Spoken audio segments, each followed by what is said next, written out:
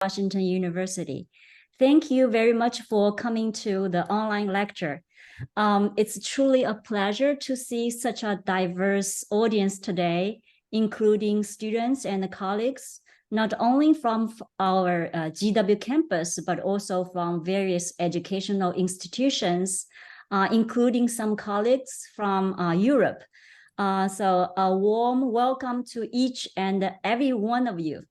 Okay, now it's my honor to introduce our speaker for today, Professor Zheng-sheng Zhang. Professor Zhang currently serves as a professor in the Department of Linguistics and Asian Middle Eastern Languages at San Diego State University. His academic interests encompass a wide range of topics, including Chinese linguistics, writing systems, language pedagogy, and the use of technology for language teaching and research. Recently, Professor Zhang has delved into the study of stylistic variation in written Chinese, employing corpus and statistical methods. In 2017, he authored the book Dimensions of Variation in Written Chinese, published by Routledge. Professor Zhang is set to further our comprehension of the Chinese linguistic landscape with his upcoming book. So the book is titled Chinese Science, An Introduction to China's Linguistic Landscape, soon to be published by Cambridge University Press. In addition, he has played a vital role in language education by compiling teacher handbooks for integrated Chinese, one of the most widely used Chinese language textbooks in North America. His expertise extends to research on the Chinese writing system as well.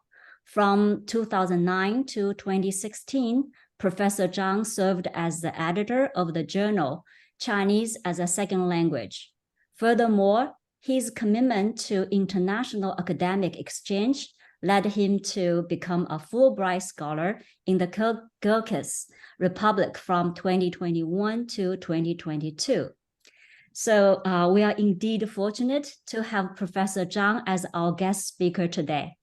The lecture is expected to run for about 50 to 55 minutes, followed by a 10 to 15-minute Q&A session monitored by our GW student, Gan Chenzhi.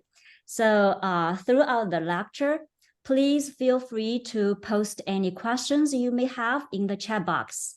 So, okay, now let's welcome Professor Zhang. Okay, so Zhang 老师. Thank you for the nice introduction. Also, I'd like to thank George Washington University for the invitation and the meticulous planning and promotion for the event. So I will first start by saying how I got into this, how I got into Dungan. So this is about 40 years ago when I was a graduate student at Ohio State University. I was researching for a course I was taking from Professor Lahista, a well-renowned phonetician. The course was on language contact. And then I, by accident, found these writings on Dungan people and Dungan language and writing by Svetlana Rimsky-Korsakov. Yeah, that really had me floored, really. How can a Semitic language be written in an alphabetic writing system, right? And this Svetlana also has a very interesting life story. She's the granddaughter of the famous Russian composer Rimsky-Korsakov. One of his most famous work is Shahrazad. And Svetlana was born in Harbin, China, and grew up in Beijing. She speaks Russian, Chinese, and English, so she was in the perfect position to study the Dungans. Now, for the last 40 years, my interest in Dungan has not waned. So this is a picture taken maybe 30 years ago with one of the Dungan brothers who were living in San Diego at that time. And these two brothers got me an audio recording by Dungan scholars from the Academy of Sciences and also a fax of the Dungan newspaper, 10月第七. That means October banner. 10月7. This is how it's written in the Cyrillic alphabet. Yeah, October, of course, refers to the October Revolution, right? Now, as luck would have it, some of the Dungan materials from the late Professor Hashimoto, who is a Japanese scholar of Chinese linguistics, also an OSU alum, came into my possession. Yeah, I still have quite a few volumes by him. That's him visiting Kyrgyzstan. And first, a few words about the Dungans.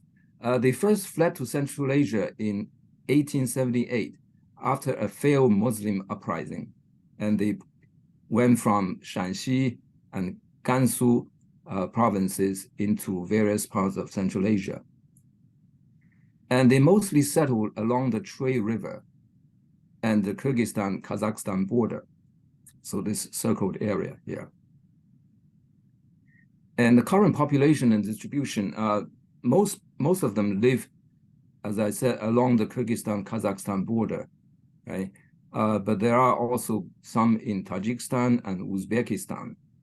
And interestingly, they have also moved out of Central Asia into Mongolia and also into Russia, into the Volga region near Saratov. Yeah. And here is a sample of Dungan's speech with Russian translation. So let me play that for you. Как скажете на дунганском? Я бы хотел это сделать. Я Дунган. Я живу в Киргизстане. Вся семья моя говорит на дунганском. У меня 3 дочки. Дунганская еда очень вкусная. Спасибо. Не за что. Здравствуйте.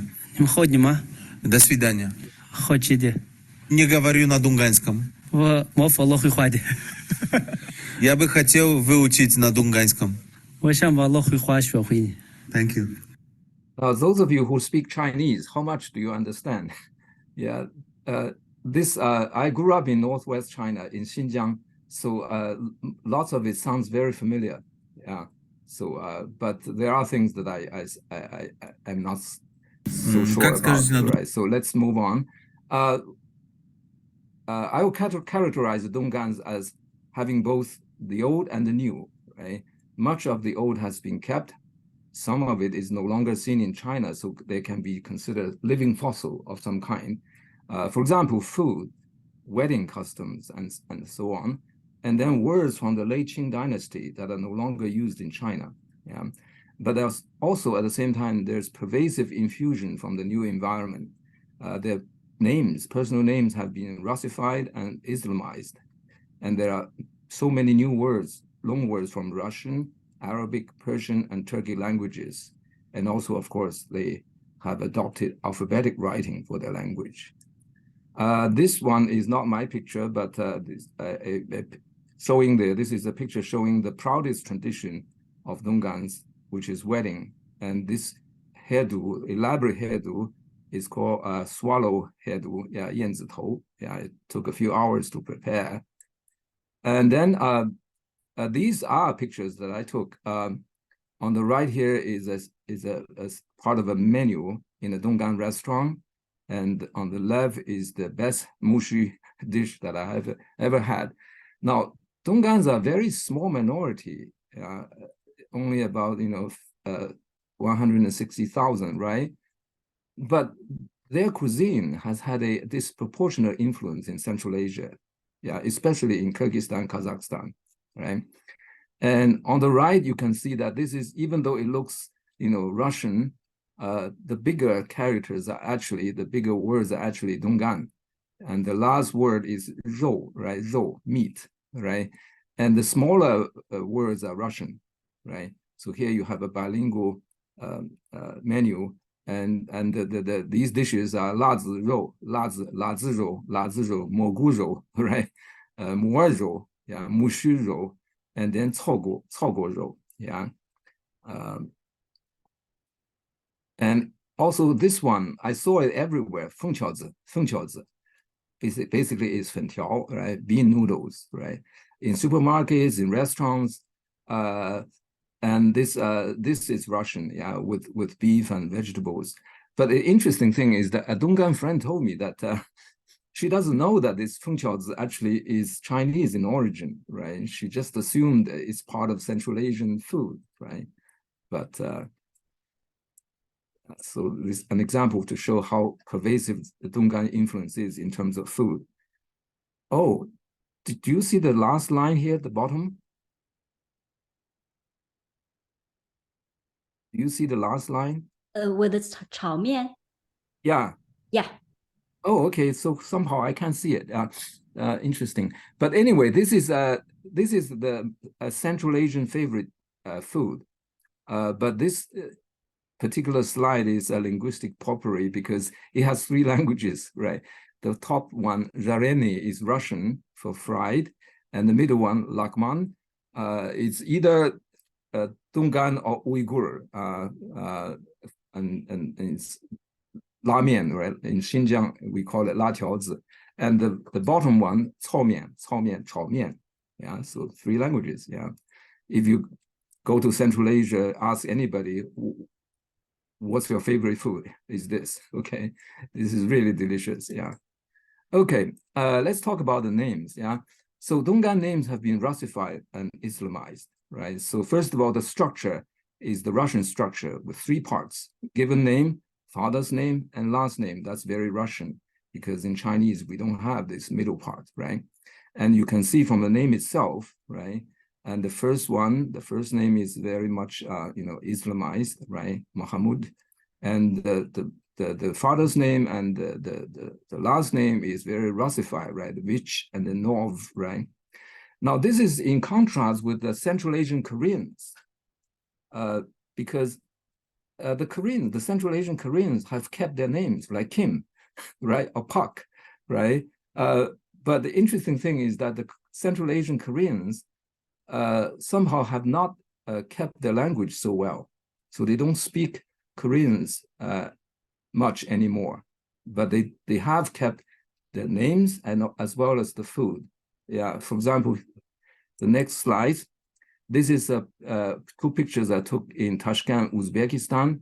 The left is the Grand Bazaar in Tashkent, and the right, these 2 are Koreans, Central Asian Koreans. they were selling these carrot as a salad, right? That's a very Korean food, right? And in Bishkek, where I live, Korean food is one of the most popular. Now, how did the Central Asian Koreans end up there? Well, they were forcefully relocated from the Russian Far East by Stalin in the 1930s, right? So it's a very sad story, yeah, very sad story.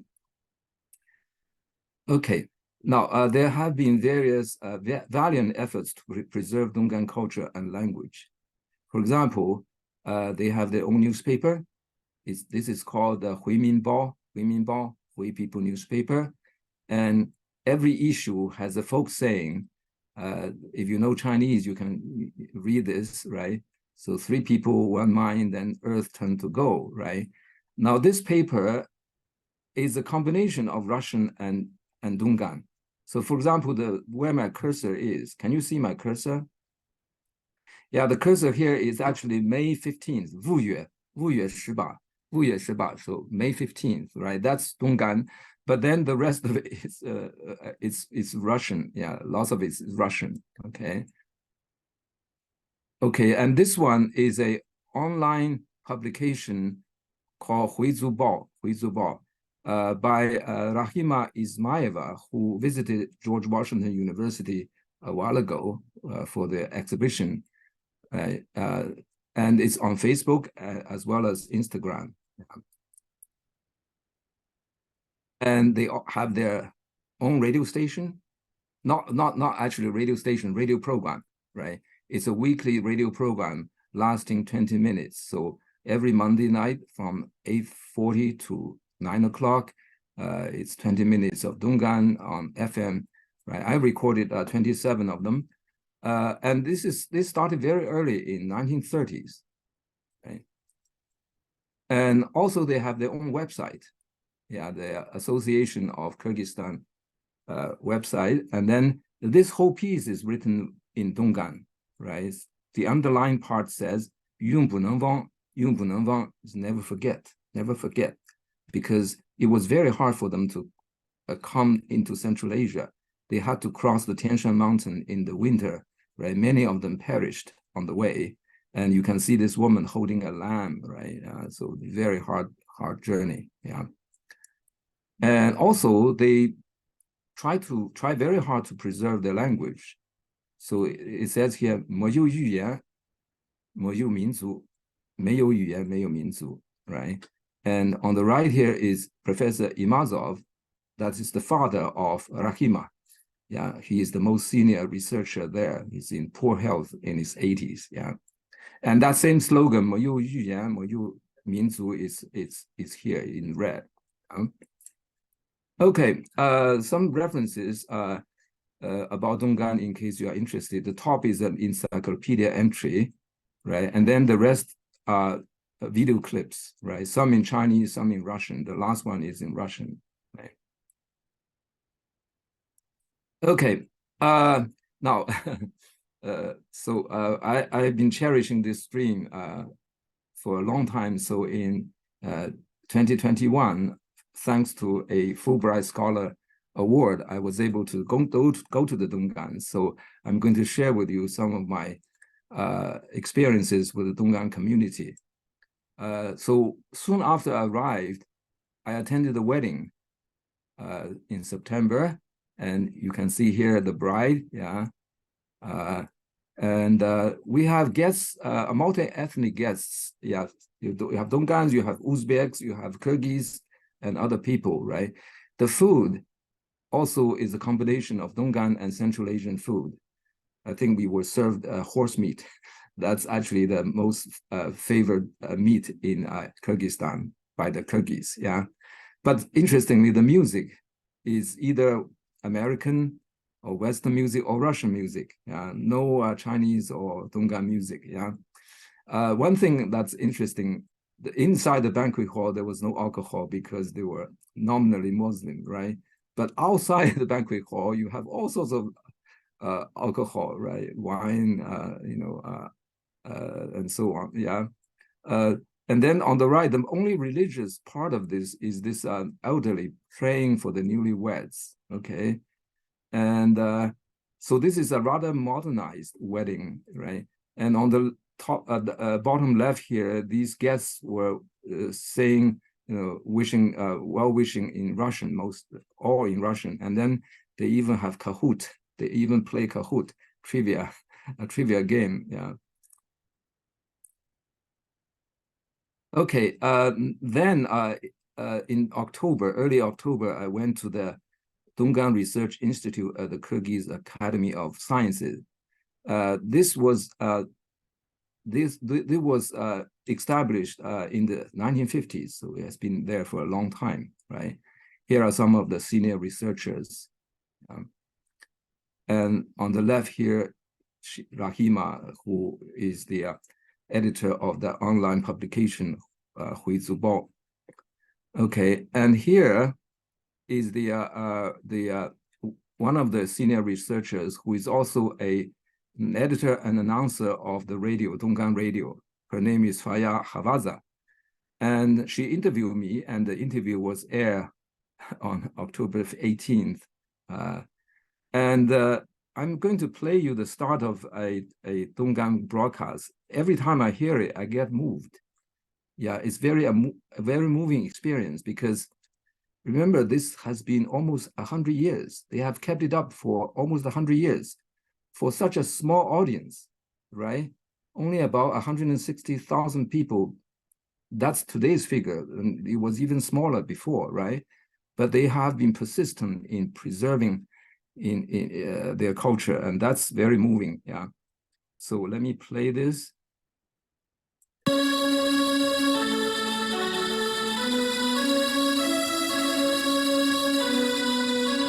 Salamat-sızgı urmatlı radyoguçlar. Bişkek Fedine. Assalamu alaikum. Kudnimat ujun puyumun. Хойнешini та Федине. Тадики фаги туншу Фатима Хаваса на жощу Лукундине. Почу татун цуй тяшен схуй, бабушу хаги кифа тинха.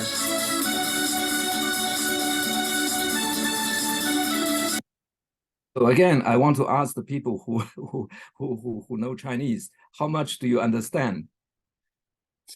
So Zhang is shaking her head, not much, right? Because there are so many borrowings. For example, oh, sorry, that's inadvertent, yeah. So there's a greeting in Arabic, Assalamu alaikum, right? That's the standard greeting, right?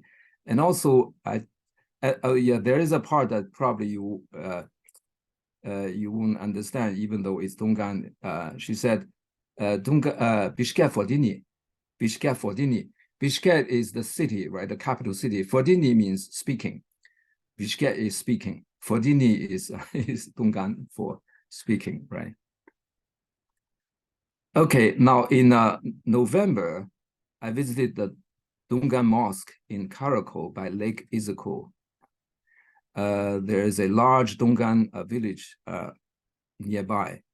And this is it was built in 1900 by a craftsman from Beijing, okay? And inside you can still see Chinese characters, right? We chatted with some visiting elders, and one of them insisted that Chinese are their juju, so mother's brothers. So saying we are actually, related, right? So, and the interesting thing about this structure is that it is said that there is not a single nail used, right? And also another fact that it was built in 1900. That was soon after they arrived in Central Asia. So that means it's very important to them, right? To get their own mosque, right? Okay, then in February next year, I observed a Dungan class at school number 10 in Tokmak, where I was teaching at in university. So here, what is written on the board is actually Dungan, right? And unfortunately, only 1 hour of Dungan class is offered a week. And it's only available in Kyrgyzstan, not in the neighboring countries like Kazakhstan or Uzbekistan. So it's really pitiful, right? This 1 hour a week. And then I visited the largest Dungan school, named after the poet Shivazi, near the capital. Yeah, this has over 1,000 students. Right? In that school, there is a museum dedicated to the poet Shivazi. And here is a picture of Shivazi on the left, together with Lao She, the famous playwright. So Shivazi was visiting China, and they took a picture together. Okay, and this group of kids were performing for me, not in Dungan, because that day they didn't have Dungan class, so everything was in Russian. Yeah, singing and dancing all in Russian. Okay, and the entrance to the museum, there is a plaque, right? It's trilingual. It says Memorial Museum of Kyrgyz Republic National Poet Shivazi. And interestingly, the same alphabet, the same Cyrillic alphabet is used for 3 unrelated languages. Kyrgyz is a Turkic language, right? Russian is an Indo-European language, and Dungan is a Semitic language, right? Now, guess which one is what? Which one is Dungan? Which one is Russian? Which one is Kyrgyz?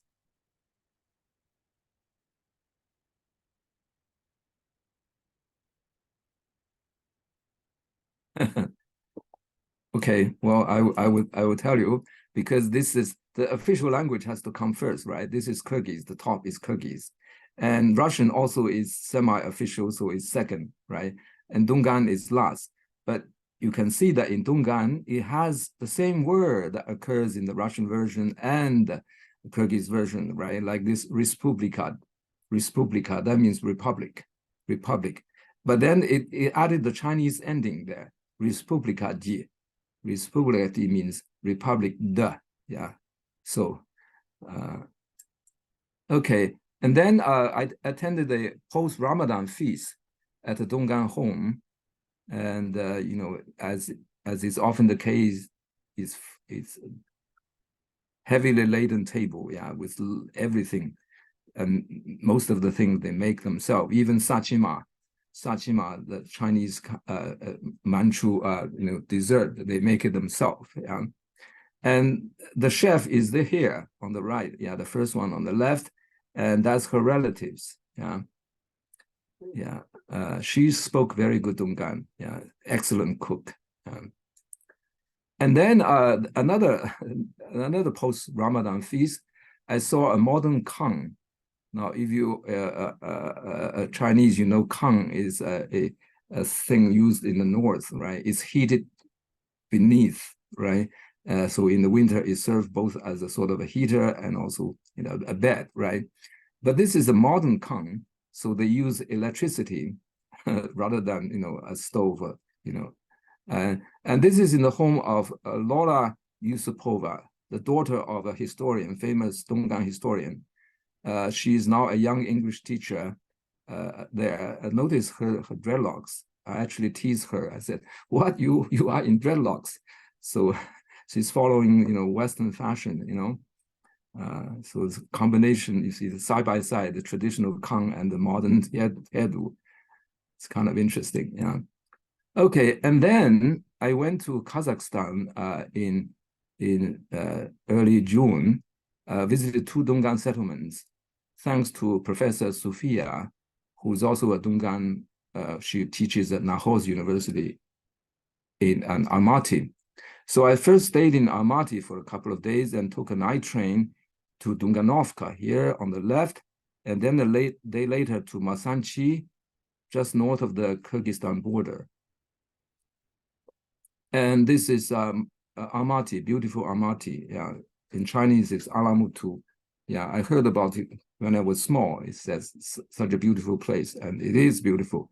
And the picture on the left is when I just got out of the bus station, and it's just what a sight. Yeah, with the lake and the mountain in the distance. Yeah.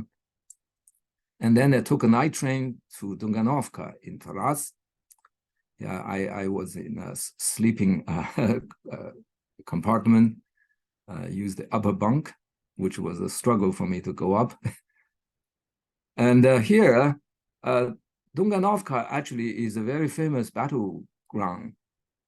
There was a battle of Taraz during the Tang dynasty between the Arabs and the Tang troops near the present-day Kyrgyzstan-Kazakhstan border, right? So it's quite in Chinese it's called Daluosi. Yeah, that place is called Daluosi. And then there I was invited to quite a few homes, right?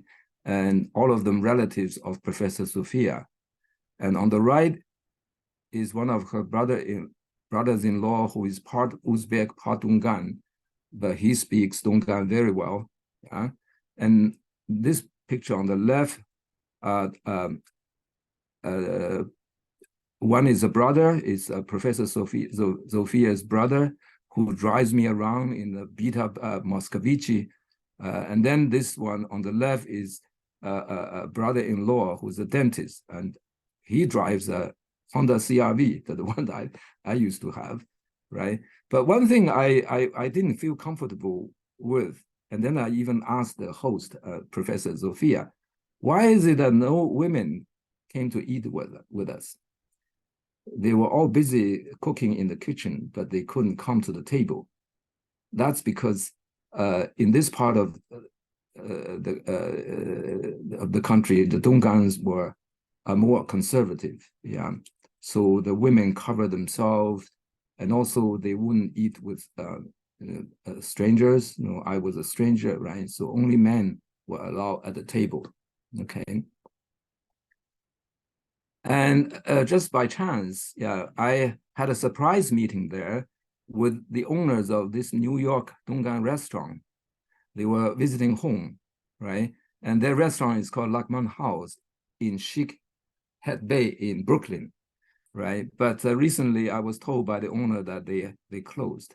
But there's a YouTube video about the restaurant, how they came to the US and what their restaurant serves and so on. Yeah, I showed it to my students quite a few times. Yeah, here is the chief cook. She's the part owner of the restaurant, and that's her son. Okay, and then after Dunganovka, I went to Masanchi, which is north of the Kyrgyzstan border, after a taxi ride of more than 5 hours. And Masanchi is the place for a bloody ethnic conflict about 3 years ago, right? 3 years ago. And 10 Dungans were killed and 1 Kazakh died, yeah. And there was also huge property damage. Yeah, so there has been such ethnic conflict between the Kazakhs and the Dungans. In Kyrgyzstan too, there has been, even on a smaller scale, conflicts between Dungans and the Kyrgyz. Yeah. And over in Masanchi, there's a Dungan museum, and the director Musa welcomed me with a midnight feast. Yeah, outside, very pleasant, and I stayed the night at his home. And then next day he arranged a meeting with the poet teacher Zhinilov Hasanovich. Yeah, he's a famous poet as well as a teacher. And then I was taken to the house of this woman, this Dungan elder, who has encyclopedic knowledge of Dungan culture. So she's reciting many folk tales for me. Okay, now it's on to Dungan writing. Dungan is the only Sinitic language not using Chinese characters. Therefore, it's a good test case for the alphabetization of Chinese, right? Whether it's possible. The alphabetic scripts they have used include Arabic, Latin, and Cyrillic. Now, one example of the Latin alphabet is this newspaper called Donghuoxing, or Donghuoxing, Eastern Spark.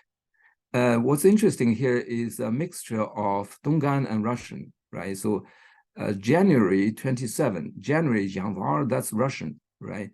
But then 1936 Nian, that's Dungan, yeah, just like Chinese, right? This also is a sort of modified Latin script because you see the S here has a little tail there, right? Okay, and then the Cyrillic script has been used since 54 because this is part of Soviet Union, right? And this is another newspaper called 10月7 October Banner. And here we have 3 languages, even for the indicating the date. So 1978年, Nian is Chinese or Dungan, right? 正月 that's 正月 that is Chinese, but then they have a different meaning. It's not a lunar January, but just regular January. So they call just January, 正月, yeah. And Shishanbe is Persian. Shishanbe means Tuesday, right? And Monday is Dushanbe. Dushanbe is actually the name of the country Tajikistan. Yeah. Why do they name the capital Monday? Because Monday is a market day. So at that time, market was important. So and actually on those Dungan radio broadcasts, they would say, our program will be aired every Dushanbe, which means every Monday. Right? Okay, and these are what I found in the National Library. Yeah, it has both stuff printed in the Latin alphabet as well as in the Cyrillic alphabet, right?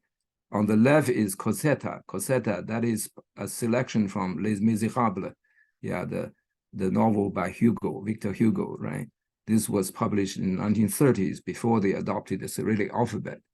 In the middle is Fumu Wenxue. Fumu Wenxue means parents' literature in the Cyrillic alphabet. On the right is actually a translation of Lao She's work. It's called Yue Crescent Moon. Okay. But unfortunately, few people can read these things. Yeah, I asked my students, very few of them can. My Dungan students, yeah, even though they they may be able to speak Dungan, but it surprised me because this is an alphabetic writing system, right? So theoretically, you can learn it moderately easily, right? But very few people can read it. Yeah. One question you may ask, why didn't they use Chinese characters when they first went there? One theory is that they were all illiterate, but I have my doubts. Yeah. How about the leaders, right? There must be someone, maybe a priests, a high priest, ahongs, who may be more educated, right? Or is it too difficult? That's possible in comparison with Chinese characters, right? Is it a matter of identity? Yeah, because Dungans don't consider themselves Chinese. They don't consider them Chinese. They say that they are Dungans, right? They don't consider the language a Chinese language, right? So that's the one possibility. There's another possibility that, well, they were under the Soviet Union, right? So, the government policy was to use the Cyrillic alphabet for every, minority language, right? So that's another possibility, right? So, so what about the state of Dungan writing? I have to say, after I went there, the alphabetic script has been less than successful. Few people can read it, and not many are motivated to learn it, right? So would that mean the death of alphabetization for Chinese? Maybe not, because among other reasons, the lack of success may be due to the lack of practical utility, right? They are such a small minority, and then the only reason for learning it is to preserve their culture and language rather than be used in the wider world, right? And also the script had less than optimal design. There was no tone marking, right? So the lots of homophones, right? And also the orthography was kind of unusual. For example, they would link a pronoun together with the copular verb together. That's kind of very unusual, right? I don't know why they decide to do that. Is it because of Russian? I doubt it, because Russian don't do that either. For that, you can read Victor Mayer's paper from 1990, but he was overwhelmingly positive about Dungan's script, right? But he did point out that there's unusual orthography, yeah. And then the German scholar Rehorn, who passed away a few years ago, proposed adding tone marks, right? And she did actually what she proposed. Yeah, she wrote a paper in Dungan by using tone marks, right, for every syllable, right? And here is the introduction. Huatou means Huatou, introduction, right? And then she convinced a teacher, Svarova Yusupovna, to co-author the textbook with her using tone marks. So as you can see on the right, all these have tone marks on them, right? But interestingly, this teacher is not using the new textbook in her own classes. I think she may not be able to because the curriculum is standardized. So you have to use the same textbook, throughout the country, right? So that stifles, creativity, innovation, right? But I think it helped a lot with tones, yeah. So, but what is the bottom? What I think about the alphabetization of Chinese? Well, for me, there's a bottom line. That is, oral communication is possible without characters. We have to admit that, right? Pre-literate children, for example, and illiterate people also communicate, right? They don't have to use characters. And so that means that alphabetic writing should be viable as long as all aspects of speech, including tones, are represented. So unfortunately, Dungan script did not include tones, right? So that's a major shortcoming, yeah. Okay, now in the remaining time, I'll be talking about my work on Dungan tones, because my tone is one of my areas I in graduate school, I worked on tones. So there are some assumptions about phonetic tones and stress. So each syllable has a tone. Tones are lexical, can differentiate meanings. Tone changes are mostly phonetically induced, so by neighboring tones, right? And stress in multisyllabic words is not so obvious, right? It's secondary, or some people even say it doesn't exist, right? But there is pervasive tonal irregularities in Dungan, based on the dictionary of Yang Shangxin, who is the most foremost Dungan linguist, and Wang et al., who is in Lanzhou University, Northwest University in Lanzhou. You see variable tone for the same syllable with the same meaning, and also multiple tone patterns for the same word. For example, Nanzhen, Ren, yeah, in one case has the second tone, in the other case has the first tone, right? So, and also the variation doesn't seem to be conditioned tonally. For example, this Nanzhen, Nengzhen, right? So the preceding syllable has the same tone, right? First tone, right? But and yet one Zheng has the second tone, one Zheng has the first tone, right? And also words can have more than one tonal pattern. For example, the carpenter, Mujiang. Mujiang can either have the both syllables have the first tone, or first tone followed by a third tone. Mujiang, Mujiang. So either it's Mujiang or Mujiang.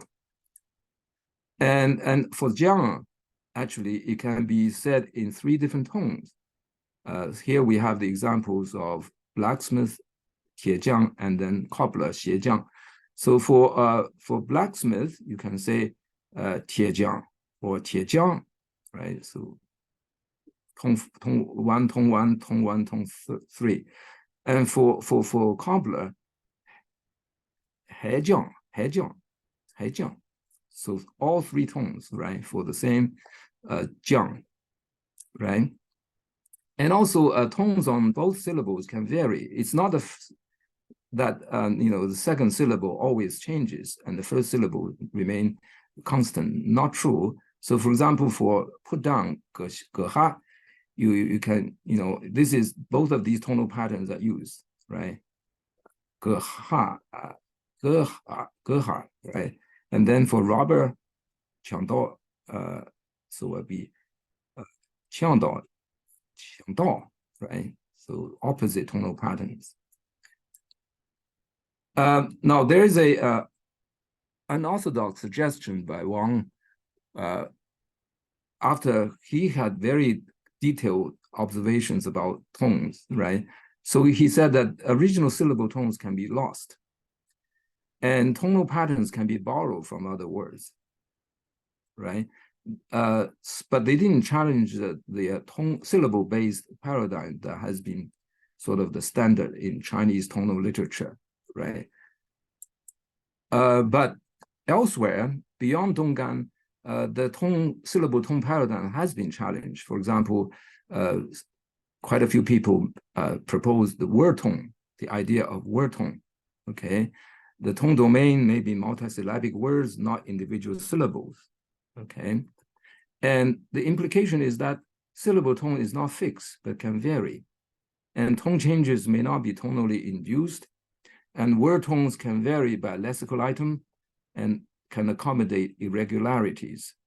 And lastly, word tone can be more relatable to stress.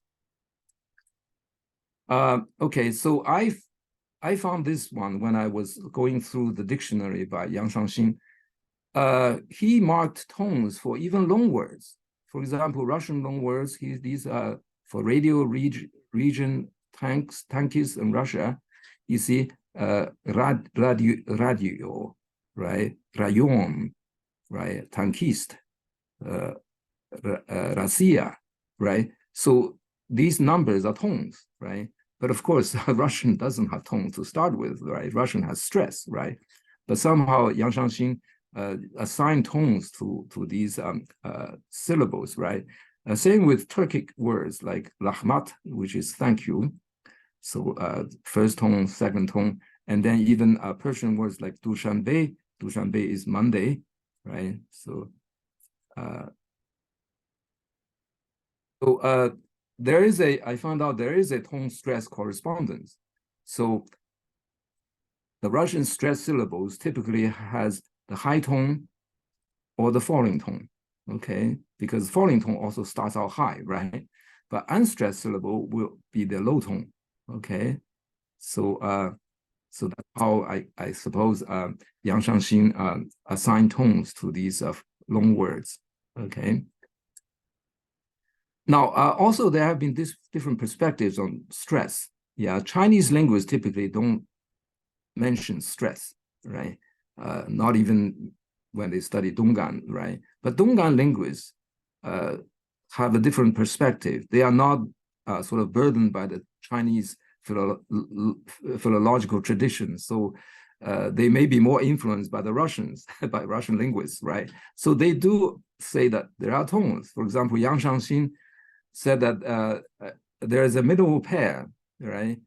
Difference in stress can be seen between the Tokmak and the fluent variety in the word like 散字, which means shirt. So in Tokmak, which has Shanxi dialect, you have 散字. But in the fluent dialect, it's 散字. That's Gansu dialect, right? So it's a stress difference, right? Also, somewhat interestingly, I was in the bookstore and found this strange book. Yeah, it's a phrase book authored by a Kyrgyz author. Yeah, it's a trilingual phrase book, Kyrgyz, Russian, and Chinese. And what's interesting is that all these multisyllabic words in Chinese, he assigns stress, right? So I actually rendered this in pinyin and characters. See, the bold face will be the stress, right? For example, 参观, guan is stressed. 城市, cheng is stressed, right? 重要的, yao is stressed, right? So I'm very intrigued. So I've been trying to contact the author, but to no avail. I mean, nobody seemed to know about him. Yeah, I even tried to find him through his former colleagues, right, at the Russian Slavic University in Bishkek, but I couldn't find it. So I don't know how he assigns stress, right? Is it from tones or is it by his just impression, right? So I'm still trying. I may, yeah, this is very interesting. So, well, to wrap up my talk, my hypothesis about Dungan tones is this. Dungan may have lessically determined word melodies instead of syllable tones. And Dungan also may be transitioning to a stress pitch accent language. Can this be due to contact with non-tonal languages like Russian and Turkic languages and Arabic and so on? All of them have stress. Yeah? And there is a sort of a bridge between stress and tone, that is pitch accent, right? There are two ways of marking relative prominence, right? Either by stress, loudness, which is realized by loudness, length, and pitch, right? And also another way is pitch accent, that is contrast in pitch, right? For example, Japanese is said to be a pitch accent language, and Turkish is one. I mean, Turkish, a Turkic language is also spoken in Kyrgyzstan, right? Shanghai is, as far as I can tell, it's going that way. How about the Dungans? Yeah, maybe Dungans is becoming a pitch accent language. Yeah, because Dungan has fewer tones to start with. In any case, it has 3 tones. Now with stress, it's 2 distinctions, right? So 3 distinctions, it has become 2 distinctions, right? So, but this is still very much work in progress. So I like to verify all this. Also, I didn't do enough field work because it was my first time there. So I didn't have, a good logistical plan. So my research on tones is basically based on the Yang Shangxin dictionary and Wang's book, right? So it's secondary material. Okay, so the last slide. Last June, there was an international symposium on Dungan held in Lanzhou. I couldn't go, so I attended virtually, together with my colleagues from the Kyrgyz Academy of Sciences. My presentation is titled Tone Changes, Variant Tones, Word Tones, okay? What's interesting is that there was a separate session for the colleagues from the Dungan Institute, because they didn't feel comfortable speaking Chinese or Dungan, so there's a special Russian speaking session. Okay. Anyway, so that's my talk. Yeah. So the middle word, what is that? It's written in Dungan. 多谢, 多谢. It's 多谢. 多谢. 多谢. 多谢. Yeah. Okay.